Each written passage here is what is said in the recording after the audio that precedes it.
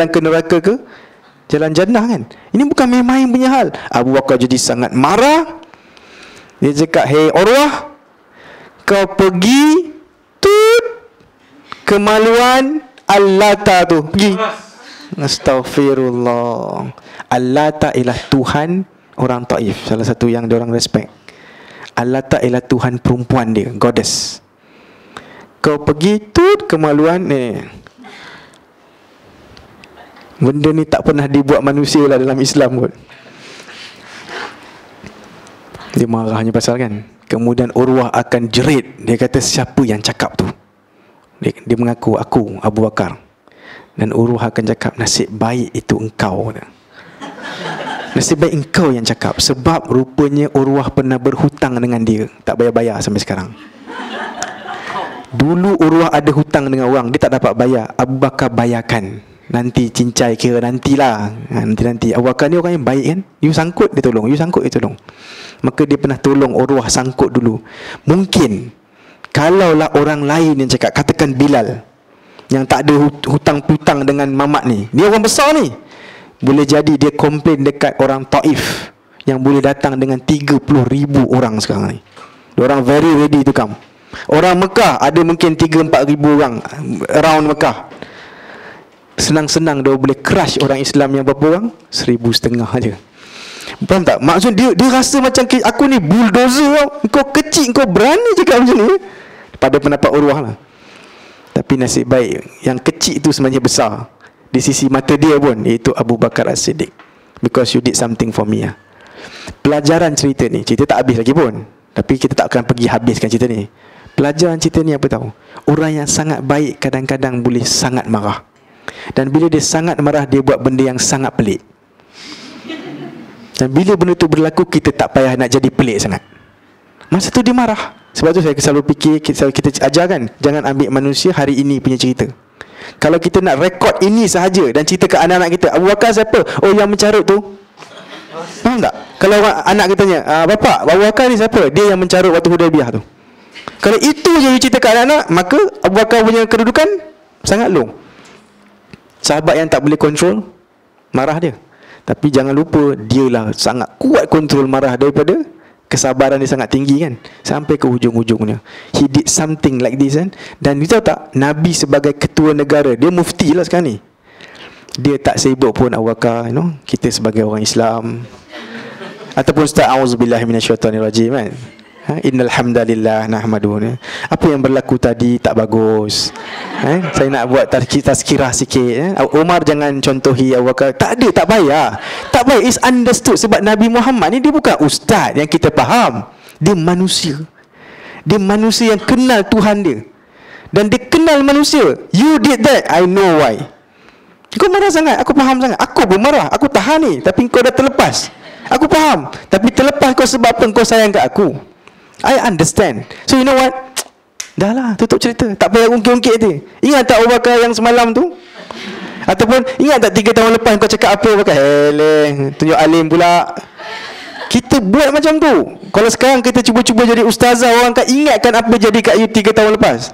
Akan downkan you, betul tak? Udahlah, jangan lelek. Aku ingat waktu kau dulu nari-nari kat mana-mana ke kan.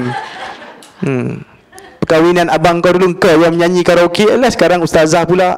Faham tak? Things like that. No, we don't talk like that. As Muslim, we don't talk like that. Semoga Allah bagilah pengajaran ni pada kita. Amin. Ada soalan tak untuk cerita ni? Ada soalan? Saya nak tanya, bila saya cerita benda macam ni, kita kurang ke respect kita pada Abu Bakar Siddiq? Saya tak. Tapi kena diceritakan dengan cara yang betul. Betul kan? Kalau main cerita je semata-mata, dia tak ke mana.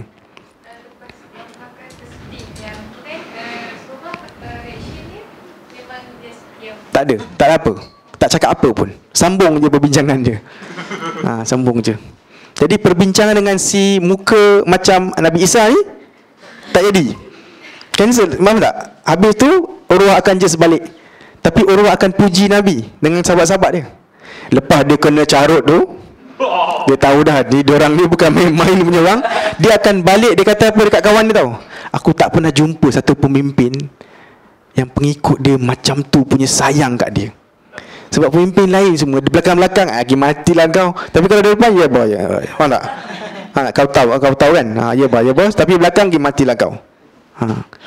So ini dia kata, sampai aku tengok diorang berebut ambil air wuduk dia pun. Dia basuh tangan, pada pendapat dia basuh tangan lah tu. Dia basuh tangan, air basuhan tangan pun diorang berebut untuk ambil. Punya sayangnya pada satu manusia ni. Orang lain pun sayang juga raja dia, tapi sayang kita lah. Sayang supaya dapat rumah, supaya dapat tanah kan. Ini tak sayang yang deep tu. Itu dia kata, aku tak Melayu. You know what Urwah cakap kat orang, dekat orang Quraisy ni, kau biarkan je lah diorang. Kalau dia menang kan, itu jadi glory of Quraisy juga. Sebab dia pun orang Quraisy. Kalau dia kalah, nasib kurang baik lah. Orang lain yang akan bunuh dia gitulah. Lebih kurang cerita macam itulah. Urwah ibnu Mas'ud. Beberapa tahun nanti dia akan masuk Islam. Urwah ibnu Mas'ud. Apa? Alang-alang saya sebut nama dia. Where are we now? Tahun 8. Nanti dia akan masuk Islam. Nothing at all. Apa Urwah, kaitan Urwah dengan Abdullah ibnu Mas'ud? Kebetulan aja dua-dua pun Mas'ud. Okay? Korang okey ke? Nak dengar pasal Urwah sikit? Korang biasa tak baca surah Yasin? Takkan tak kan? Tengok, dah buka dah radio. Mesti kan? Surah Yasin is so famous, right? Okay.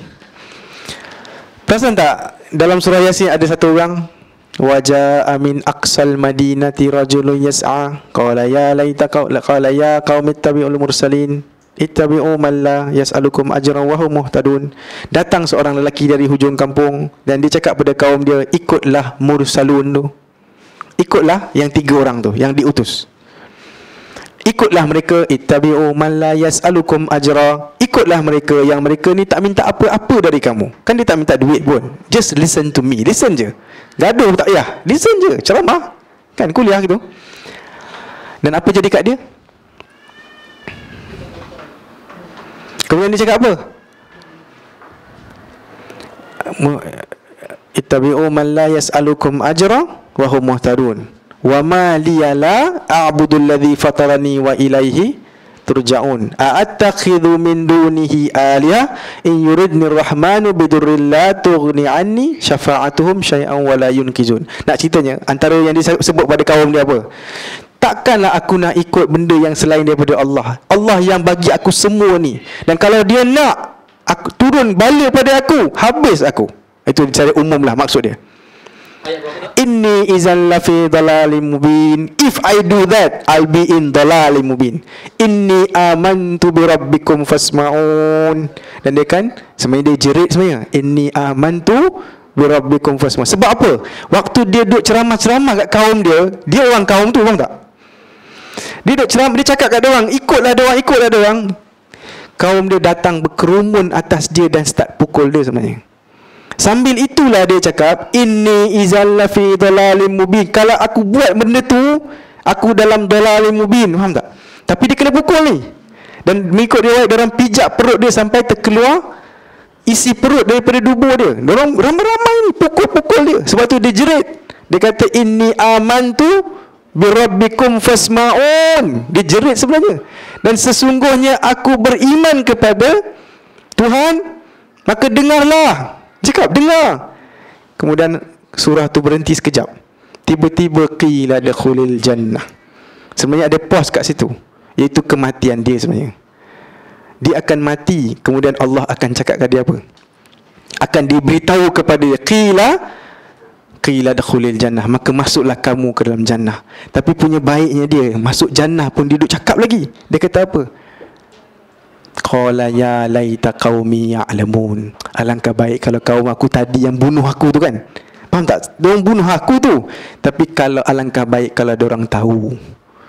Bima ghafara li rabbi wa ja'alani minal mukramin. Dengan apa yang aku dapat kelebihan daripada Tuhan aku dan kemuliaan yang aku dapat. If they know, they won't do that. Nampak tak? Dia punya otak dia sangat otak dakwah tu tak? Otak dakwah. Kalau kau tahu, kau takkan buat macam ni. Kalau kau tahu, kau takkan kutuk aku macam tu. Kalau kau tahu, kau takkan perli aku. Betul tak? Sebab diorang tak tahulah diorang duk kutuk-kutuk kita ni. Kawan-kawan kita yang kita duk ajak-ajak, tak nak ni, tak nak ni, kalau dia tahu, dia takkan buat macam tu. Otak dakwah kan? Maka Nabi, itu namanya Habib An-Najjar.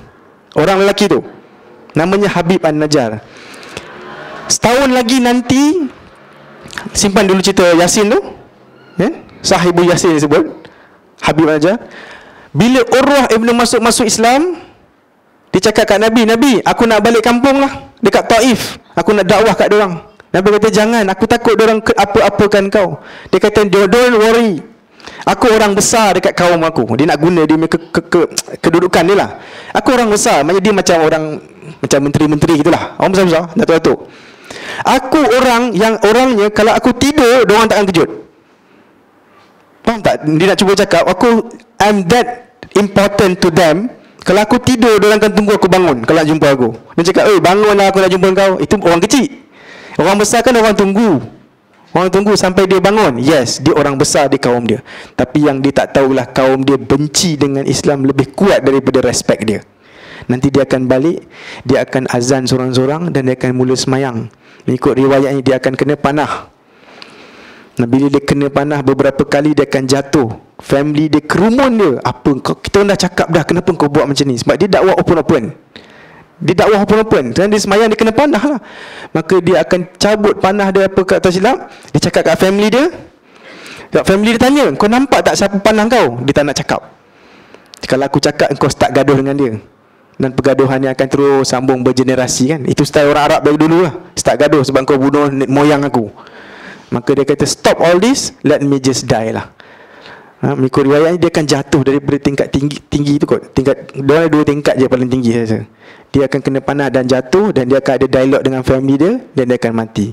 Nabi bila dengar kematian dia, kan Taif tu jauh dari Madinah, Nabi kata, itulah dia orang yang sama macam apa yang berlaku dalam surah Yasin.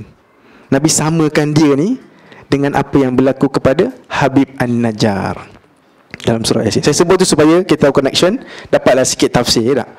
Tafsir Al-Quran yang beberapa ayat tu. Wallahu alam. Jom kita break sekejap. 5 minit. Asbabun nuzul surah Yasin, saya tak pasti sama ada sebab dia ataupun di tempat lain. Wallahu alam asbab dia. Tapi kaitan yes. Adalah riwayat yang sebut nama-nama mereka ni. Tapi bukan, dia ni orang keempat. Dia orang yang dakwah family dia, kaum dia, dengarlah cakap mereka ni. Yang 3 ni. 3 ni macam Nabi, utusan. Ini orang kampung. He's a simple man lah. Mengikut riwayat dia ada kusta sikit. Dia orang yang pendek-pendek. Bukan tak dihormati sangat lah. Habib An-Najjar. This is the man. Surah Yasin tu punya orang tu. Siapa dia? Yang kita tahu dia cuma tukang kayu lah. Tukang kayu yang duduk di hujung-hujung kampung lah. Boleh jadi tambahannya lah. Tapi kena faham, Habib An-Najjar tak hidup zaman Nabi Muhammad.